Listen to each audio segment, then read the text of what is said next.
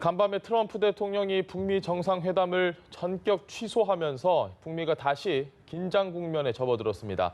놀란 마음을 추스리기도 전에 북한의 입장이 나왔습니다. 일단 대화 의사를 밝힌 듯한 이야기를 했는데요. 네, 관련 내용을 전문가와 함께 짚어보겠습니다.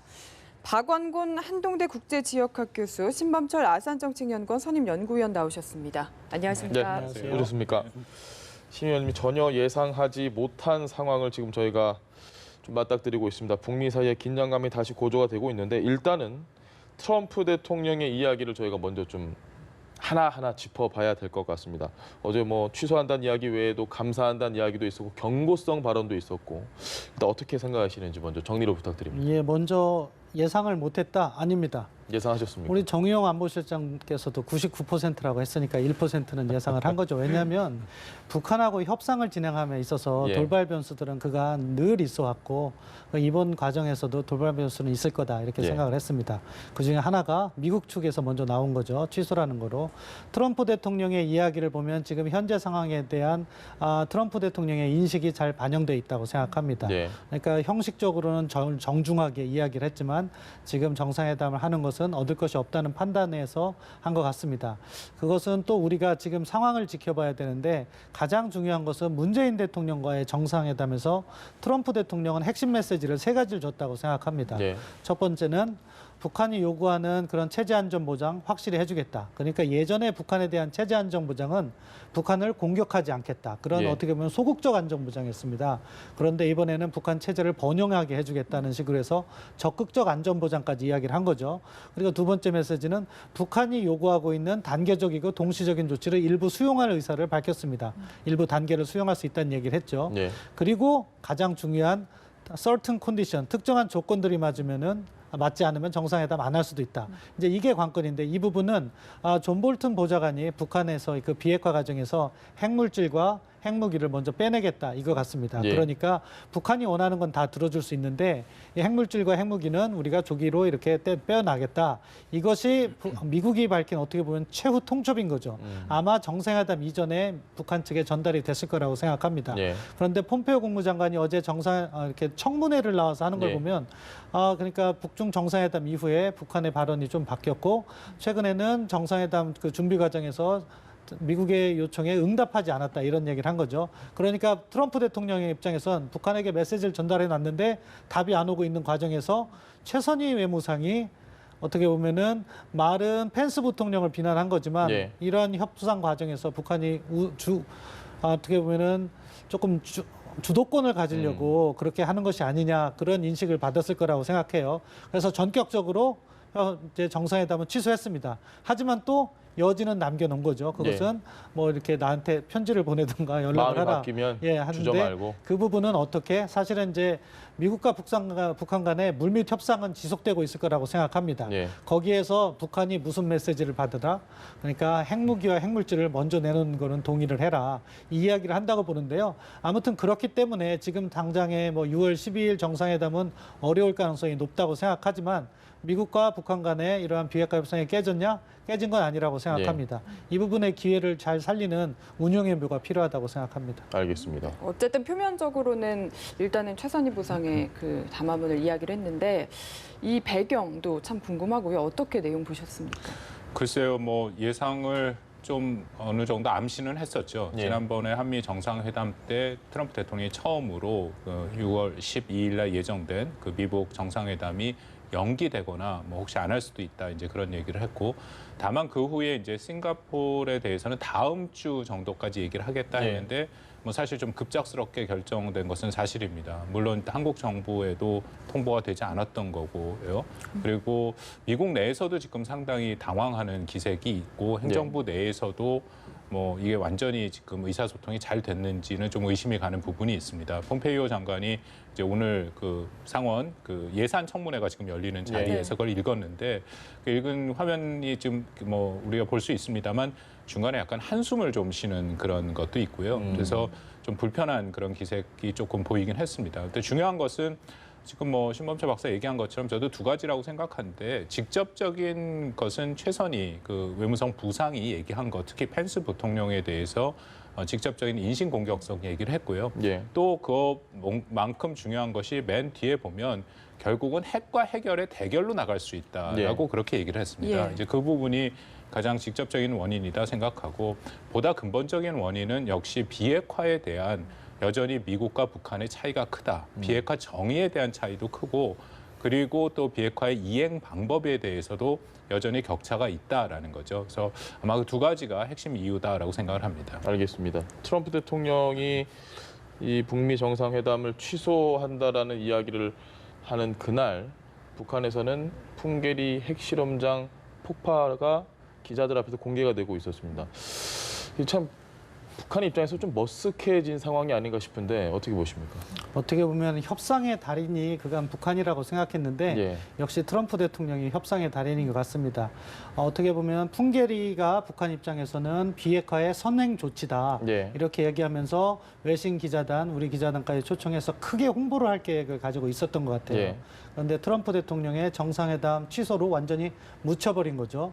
그 부분은 트럼프의 행정부 입장에서는 정말로 기술적으로 볼 때 풍계리 핵실험장 폐쇄가 비핵화 과정에서 차지하는 비중은 1%도 안 된다. 예. 근데 그것을 가지고 북한이 상당히 과장되게 홍보하고 있다는 인식을 했을 겁니다.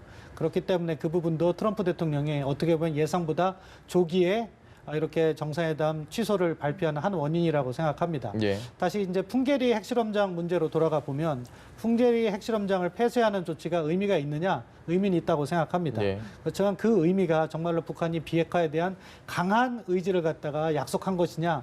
그 부분은 좀 아니라고 생각해요. 왜냐하면은 발표 당시부터 북한이 무슨 얘기를 했냐? 임계전 핵실험 그런 예. 능력이 있다고 했고 또 아주 강도 높은 핵실험을 하기 위해서는 풍계리 핵실험장은 좀 어려운 현실적인 이유도 있고 그렇기 때문에 어떻게 보면은 자기들의 큰 효용이 없는 것을 갖다가 예. 먼저 폐기하면서 크게 홍보를 하려고 했는데 그 기술적 과정도 어떻게 보면 검증이 필요한데 검증할 수 있는 전문가는 초청하지 않았고 예. 여러 가지 상황에서 장초의 기대에 좀 못 미친 부분이 있었습니다. 그렇기 때문에 풍계리 핵실험장 그 자체가 큰 의미를 지니긴 이제는 어려운 상황이 됐고요. 어떻게 보면은 다시 처음으로 출발해야 된다고 생각합니다. 예. 그러니까 정상회담 이전에 정상회담이 만들어지는 과정에서 무엇을 했습니까? 우리 정의용 특사께서 가서 북한의 비핵화 의지를 확인했다. 네. 이 이야기를 했습니다. 예. 앞서 박원근 교수님께서 좋은 말씀을 해주셨는데 그럼 우리가 확인한 비핵화가 지금 북한이 얘기하는 비핵화가 다른 것이냐? 우리 정부는 계속 같다고 했어요. 예. 우리가 생각하는 비핵화, 미국이 생각하는 비핵화, 북한이 생각하는 비핵화가 같다고 했는데 지금 보니까 달라진 것 같아요. 그럼 예. 거기서 출발을 해야죠. 정말 같은 것이냐, 다른 것이냐. 다른 것이라면 그것에 대해서 우리가 어떠한 조치를 취할 것이냐.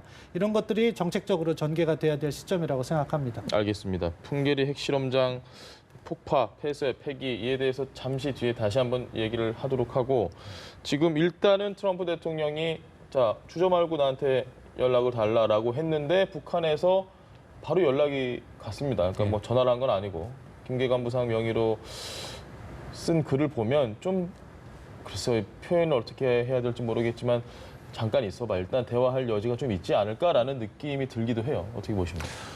굉장히 의외의 반응입니다. 이제 예. 몇 가지가 있는데 첫 번째는 굉장히 빨리 반응이 네. 나왔다라는 거죠. 보통 북한이 이렇게 되면 한국 현지 시간으로 지금 한 밤 12시 정오를 전후해서 지금 트럼프 대통령이 얘기를 한 거니까 북한 입장에서도 그때 이제 들었을 거 아닙니까? 예. 그러면 그때 아마 김정은 위원장을 비롯해서 모여서 이제 우리 뭐 NSC 측으로 얘기를 했을 것이고 예. 그 얘기 중에 결국 이제 정리가 돼서 나오는데 굉장히 빨리 나왔다라는 거죠. 북한이 이렇게 빨리 나온 그렇죠. 적이 제 기억에는 거의 없고요. 예. 그 부분에서 또 나름대로 북한이 긴장을 했다라는 생각이 들고 두 번째는 말씀하신 내용을 우리가 보면 전체적인 톤 자체가 예. 북한에서 나온 성명이라고 담화라고 믿어지지 않을 만큼 굉장히 온화한 표현들이 네. 많이 들어가 있습니다. 말도 합니다. 예, 왜냐하면 예. 바로 이전에 김계관 부상이 또 똑같은 뭐 형식으로 담화를 했는데 그때의 거랑 비교해 보더라도 예. 굉장히 순화된 그런 단어들을 썼고요. 그리고 메시지는 분명합니다. 이거 자체에 대해서 앞으로 계속 북한은 대화할 용의가 있다. 심지어는 뭐 그중에 제 눈길을 끄는 것이 트럼프 대통령이 이제 가장 큰 이 회담을 중지시킨 이유로 한 것이 커다란 분노와 노골적인 적대감을 이제 북한이 표명을 했다라는 거잖아요. 거기에 대해서 일종의 해명을 했습니다. 예. 네. 미국이 몰아붙이니까 거기에 대한 일종의 반발 정도다. 뭐 그 정도의 해명을 했다라는 것은 북한의 입장에서는 굉장히 나름대로 수위 조절을 했다라고 생각을 하고요. 마지막으로 저는 이것이 굉장히 중요하다라고 생각을 합니다. 왜냐하면 북한에 만약 이런 반응이 없었고 그리고 늘 북한이 여태까지 미국이랑 그런 데서 공세를 해오면은 응답하는 형식은 예. 훨씬 더 강한 형식의 그런 반응을 보이는 거죠. 훨씬 더 강한 메시지를 보내거나 아니면 뭐 일종의 도발을 하거나. 예. 근데 그러면 한반도 긴장이 굉장히 고조가 될 수 있는데 이게 굉장히 빠른 또 상당히 전향적인 담화가 나왔기 때문에 일단은 어느 정도 위기 관리는 지금 북한도 생각을 하고 있다. 그렇게 판단이 됩니다. 알겠습니다. 그 부분에 대해서 한 가지 첨언을 하면 예. 그 내용 중에 중요한 부분이 하나가 있습니다. 뭐냐? 위임에 의해서 얘기했다는 거예요. 네. 위임이라는 것은 북한에서 쓸 때 최고 지도자가 지시한 사항을 이야기합니다. 예. 그러니까 김계관의 말은 곧 김정은의 말이다. 이 부분을 갖다가 북한도 스스로 밝히고 있다는 점에서는 긍정적인 측면이 있다고 생각합니다. 예. 근데 이제 과연 이제 지금 미국과 북한 간에는 겉으로는 뭐 이렇게 한번 이렇게 큰 이벤트가 오갔지만 실무 접촉은 계속 하고 있을 거라고 생각되거든요. 거기에서 과연 북한이 얼마나 전향적인 조치를 내놓는가가 앞으로 이렇게 다시 뭐 정상회담이 12일에 열릴 가능성도 저는 1% 남아 있다고 생각합니다. 예. 그렇지만 개최될 가능성이 훨씬 높다. 왜? 미국도 북한도 정상회담을 필요로 하고 있다. 그 점에서 북한도 이번에 이렇게 온화한 발표를 냈다고 생각하는데요. 예. 왜 그런 북한이 필요로 하고 있냐? 북한이 중요하게 생각하는 이벤트가 9월 9일에 있습니다. 정권 창립 예. 70주년이죠. 이거는 단순히 그냥 행사라는 것이 아니라 올해 초 김정은 위원장이 신년사에서 70주년을 성대하게 개최하겠다고 예. 얘기했습니다. 그것은 무엇이냐? 제재가 해제되지 않고서는 이게 성대하게 되기가 어렵습니다. 그러니까 미국과 정상회담을 그 이전에 개최해서 제재 해제 부분에 있어서 어느 정도 약속을 받아내는 것이 북한도 필요한 것이고요. 트럼프 정부는 다시 워낙 많이 설명해서 강조하지 않지만 11월 중간선거가 있기 예. 때문에 무언가 필요합니다. 따라서 정상회담 개최 가능성은 여전히 높다 그렇게 생각합니다. 알겠습니다. 6월 12일은 일단 좀 역시 물 건너갔다고 보시는지. 예, 뭐 그거는 너무 급작스럽고 또 나름대로 트럼프 대통령이 12일 날 안 하겠다 얘기를 예. 했는데 그것을 또 금세 뒤집는 거는 나름대로 부담이 있다라고 생각합니다. 다만 우리가 그래도 지금 주의 깊게 봐야 되는 것은 결국은 회담을 하는 목적이 뭔가 성과를 이루어야 되는데 성과를 이루는 부분에 어느 정도 합의가 이루어진다면 빠른 다시 회담이 이루어질 수도 있다라는 것은 뭐 배제할 수는 없다고 생각합니다. 예. 그러면 그 성과라는 것이 지금 우리를 좀 당황하게 하는 거는 또 미국이 사실은 좀 당하고 있다라고 생각을 하는데 폼페이오 국무장관이 두 번째 방북을 해서 김정은 위원장이랑 상당히 그 근접한 그런 협의를 이뤘다라고 예.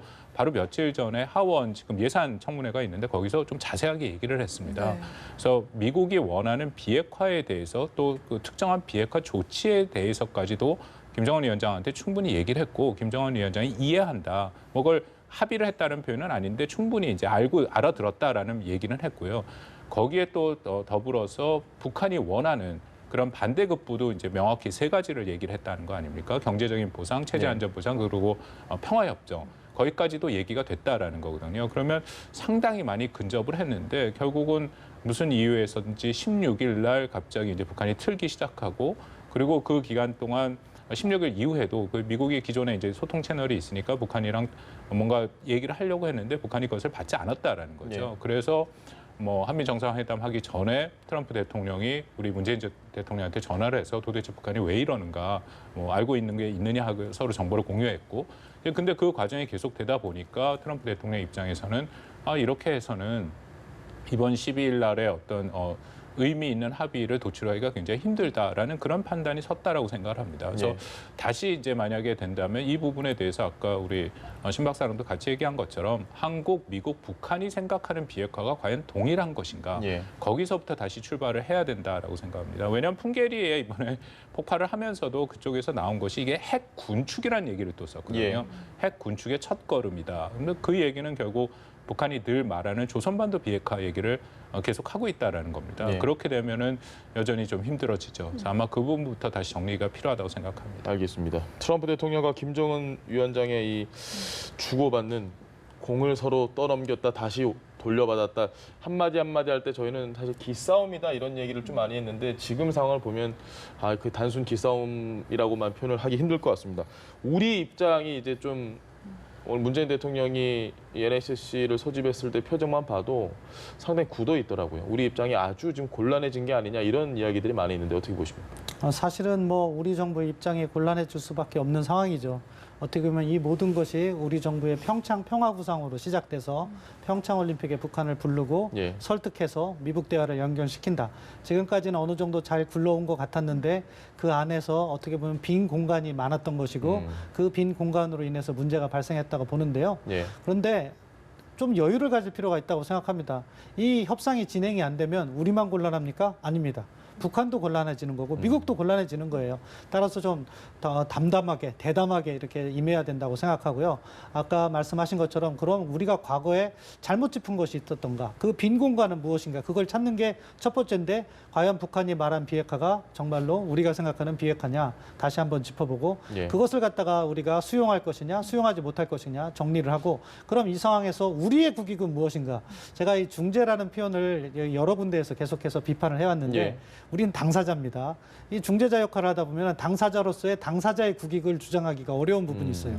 지금 보면 우리는 비핵화는 우리가 필요한 거죠. 예. 당사자로서. 그러니까 비핵화 부분은 북한에게 양보 없이 그건 반드시 해야 된다고 목소리를 높여야 되는 거죠. 대신에 우리는 한반도 평화를 비핵화를 통해서 얻는 직접적인 수혜자, 그 누구보다도 큰 수혜자이기 때문에 예. 북한에 대한 보상은 우리가 보다 더 어떻게 보면 유연할 수 있는 거예요. 미국이 주지 못하는 부분도 우리가 줄 수 있다고 얘기할 수 있어요. 예. 그렇기 때문에 확실한 비핵화와 확실한 보상, 그것이 우리의 국익이라고 생각한다면 그 부분에 대해서 미국에도 얘기를 하고 북한에 대해도 얘기하죠.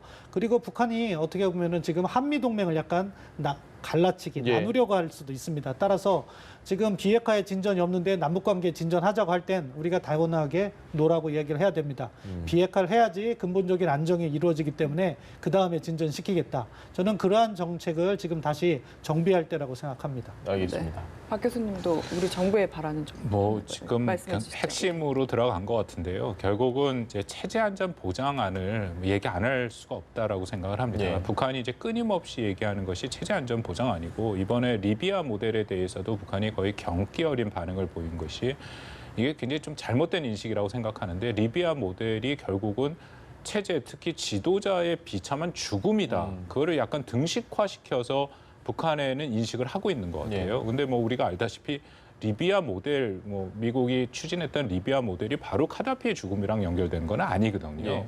그래서 그게 분명히 다른 거고 또 특히 그 부분에 대해서는 트럼프 대통령이 18일 날 설명을 했습니다. 그것의 체제 안전 보장을 개인적으로 김정은 위원장한테 안전을 보장하겠다. 예.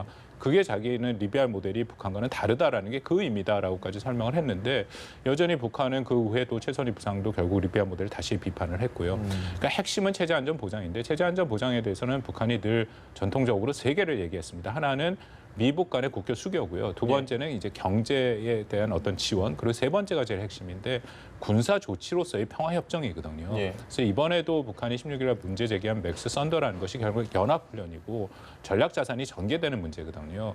그 부분을 지금 중국이랑 또 같이 얘기를 하고 있습니다. 예. 중국의 입을 빌려서 북한의 어떤 합리적인 안보 우려를 해소해 줘야 된다.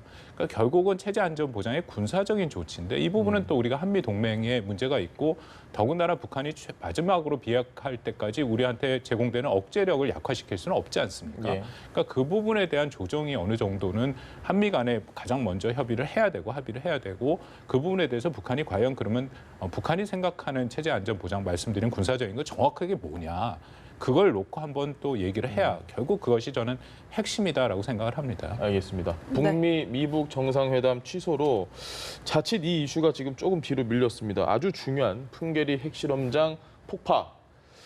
뭐 폐쇄인지 폐기인지는 상황이 더 좀 나가봐야 알 수 있을 것 같은데 일단 그 영상을 저희 오전에 받은 게 있어서 계속 지금 보여드리고 있거든요. 어떻게 보셨습니까? 이제 뭐 저는 정치적 의미는 있다고 생각합니다. 예. 아무튼 북한이 그쪽으로 가는 방향에 있어서 자기들이 내놓을 수 있는 카드 중에 하나를 먼저 내놓고 소진한 거죠.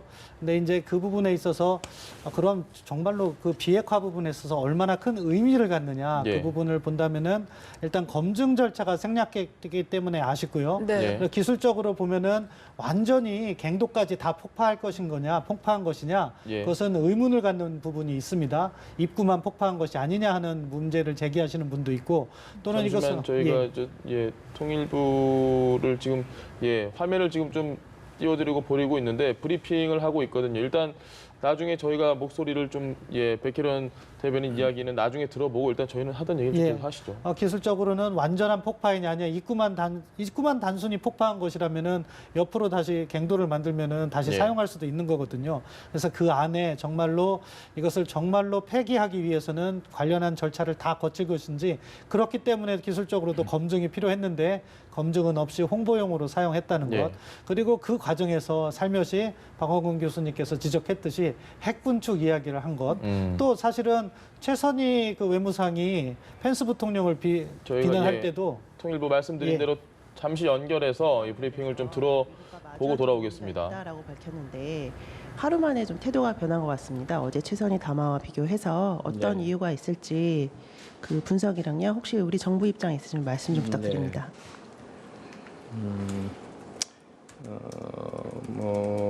북미 회담 및 긴급한 담화와 관련해서는 관련국 모두 대화를 통해 문제를 해결해 나가고자 하는 입장에는 변함이 없다고 봅니다. 우리 정부는 대화의 모멘텀이 지속되도록 외교적 노력을 해 나갈 것입니다. 이상입니다. 다음 질문 받겠습니다. 추가 질문 없으십니까? 네. TV에서 김정우입니다. 그 북한이 미국과 정상회담에 대해서 장소와 날짜를 공식적으로 구체적으로 언급한 적이 있었는지 그 좀 가능하십니까? 예. 북한 매체에서 북미 회담 관련해서 장소와 날짜를 구체적으로 보도한 사실은 없는 것으로 알고 있습니다. 다만 그 4월 10일에 당 중앙위 정치국 회의에서 개최 사실을 보도하면서 북미 대화를 언급한 적이 있고요. 그다음에 5월 10일에 김정은 위원장이 폼페이오 미 국무장관 접견 사실을 보도하면서 북미 정상회담에 대해서 언급한 적이 있었습니다. 예. 네.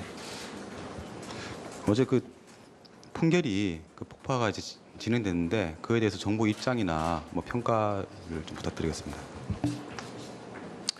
그 풍계리 폐기와 관련해서는 어제 외교부 대변인 논평으로 입장을 낸 것으로 알고 있습니다. 그리고 이 행사는 북한 초청 행사고요. 현재 뭐 특별한 동향은 없습니다.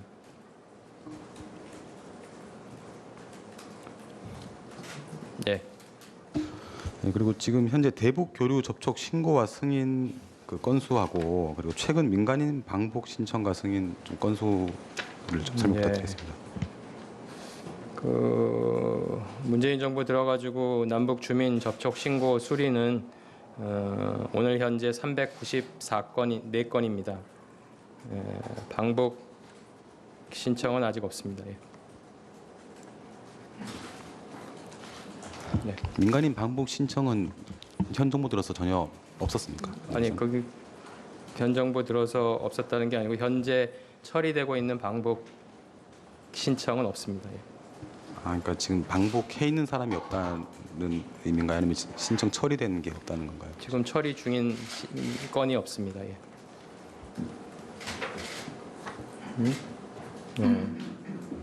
지금까지 방북 승인은 3건이 된 것으로 이렇게. 예. 추가 질문 없으시면 KBS 이효영입니다. 그 남북 고위급 회담 예. 지금 상황에서 조금 어려워질 수도 있다는 얘기 있는데 제의를 하셨는지 하실 건지 어떻게 진행하실 건지 좀 말씀해 주세요. 그 판문점 선언을 이행해 나가고자 하는 그 한반도의 평화 이행해 나가고 한반도의 평화 정착을 해 나가고자 하는 진심은 그대로 다 갖고 있다고 봅니다. 그런 입장에서 판문점 선언 이행을 위해 할 수 있는 노력을 해 나갈 것입니다. 고위급 회담 개최 등과 관련해서도 판문점 선언을 이행해 나가기 위한 노력과 협의는 계속해 나가야 한다는 입장에서 검토해 나갈 것입니다. 현재 고위급 회담 제의를 다시 하신 거는 아직 없으신 건가요? 말씀드린 대로 이렇게 그런 입장에서요. 저희가 검토를 해 나가겠고요. 구체적으로 뭐 제의 상황이 되면 알려드리겠습니다. 예, 혹시 아까 그 방북 승인된 세 건이 뭔지는 좀 알 수 있습니까? 저희가?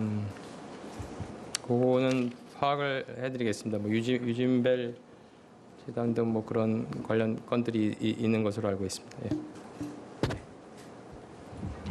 만약에 북미 회담이 성사되지 않는다면 남북이 판문점 선언을 이행하기 위해서 진행해야 할 많은 일들이 영향을 미칠까요? 아니면 그거와 상관없이 예. 판문점 선언 이행을 위한 남북 관계 협력은 계속 지속될 수 있다고 보시는 건가요? 네. 그 잘 아시겠지만은 그 판문점 선언에는 여러 가지 이 항목들에 대해서 합의를 했고요. 크게 보면은 그 남북 간에 직접 할 수 있는 것들도 있고, 그다음에 남북 간의 협의를 통해서 해나가야 되는 것도 있고, 그다음에 비핵화 진정 과정에서 할 수 있는 것도 있고 있습니다. 그래서 그런 부분들을 잘 감안을 해서 저희가 그 판문점 선언 이행 노력들을 기울여 나가겠다는 말씀드립니다. 네. 예, 그 오늘 그 북한 김정은이 그 오늘자 노동신문에 보면 이제 어지러워 보이는데 그 경제건설 대진군을 강조하면서 오랜만에 그 철길 뭐 현지 요회 또는 현지 시찰을 갔다 나왔는데요. 이게 뭐 정확한 분석인지 모르겠지만 거의 한 100일여 만에 이런 이제 현지 시찰 일정을 한 것으로 보이는데 이에 대한 우리 정부의 뭐 이렇게 분석이나 그런 것들이 있습니까? 예, 말씀하신 대로 김정은 위원장의 경제 관련한 공개 활동은 지난 2월 4일 평양 무계도 전차 공장 방문 이후에 3개월 20일 만에 재개된 것으로 판단됩니다. 이 수송 관련 부분에 대한 관심이 반영이 되지 않았나 그렇게 생각합니다. 추가 질문 없으시면 이것을 브리핑을 마치도록 하겠습니다. 네, 고맙습니다. 네, 통일부 연결해서 정례 브리핑 들어봤고요. 저희는 계속해서 북미 정상회담 취소에 대한 이야기를 좀 이어가겠습니다. 풍계리 핵실험장 폭파 이야기를 했는데 일단 박 교수님은 좀 어떻게 보셨습니까? 풍계리 핵실험장 폭파는 뭐 분명히 검증의 문제가 있는 것은 저도 동의합니다. 근데 다만 이것은 또 상징적인 의미도 있죠. 지금 많이 묻히긴 했습니다만 만약에 풍계리 핵실험장을 폐기를 안 했다면 지금 뭐 16일 이후에 좀 어려움이 있었지 않습니까? 만약 안 했다면은 미국의 입장에서는 북한의 비핵화에 대한 진정성을 전혀 확인을 못한다라는 그런 결과로 나올 수 있죠. 그러니까 미국에서 늘 지금 북한 비핵화에 대해서 문제 제기를 하는 것이 너희가 그래도 말로는 했는데 북한이 뭔가 말로 했는데 실질적으로 뭔가 조치나 진정성 있는 행동이 없지 않느냐. 그런 의미에서 북한은 그러면 풍계리 핵실험장을 폐기하겠다라고 이제 얘기를 한 거고 이제 그나마 뭐 미국 내에서 부정적인 여론이 있습니다만 그나마도 이게 좀 진정성 있는 조치였다. 이제 그 부분은 얘기가 된 부분이 있는 거죠. 그래서 그것은 뭐 의미를 찾을 수 있다라고 생각을 했는데 지금 뭐 이런 식으로 되니까 이거 자체가 많이 묻힐 수밖에 없는 상황이고요. 그리고 검증 문제는 저는 뭐 계속 남아 있다라고 생각을 합니다. 그리고 이런 식으로 폭발을 했다고 해서 이 모든 핵 관련 물질이라든지 그동안 북한이 실험한 그런 데이터가 다 없어지는 건 아니거든요. 당연히 나중에 검증단이 들어간다면 여전히 그 핵물질들은 남아 있습니다. 가장 유명한 게 2008년에 북한이 영변에 있는 냉강탑을 폭파한 적이 있지 않습니까? 그때 당시 이제 육자회담 미국 대표가 성김 그 전 주한 미 대사였는데 그 영변에 가서 신고 간 구두 밑에 그 우라늄 그 물질이 묻어 나와 갖고 그 같은 대표단들이 뭐 구두라든지 가방이라든지 옷 같은 거를 미국 정보 당국에서 다 수거를 해서 분석을 했었거든요. 그러니까 그만큼 핵물질은 쉽게 없어지는 것은 아니죠. 그래서 나중에라도 검증이 단계로 간다면은 당연히 그것을 확인하고 전 중요한 것이 거기에 그 물질들을 확인하면 북한이 과연 어느 수준의 어떤 종류의 핵무기를 실험을 했는지가 확인이 되는 거거든요. 예. 그래서 검증 단계에서는 한번 반드시 짚고 갈 문제라고 생각합니다. 알겠습니다. 네, 지금까지 박완곤 한동대 국제지역학 교수, 신범철 아산정책연구원 선임연구위원과 함께했습니다. 말씀 잘 들었습니다. 네, 고맙습니다.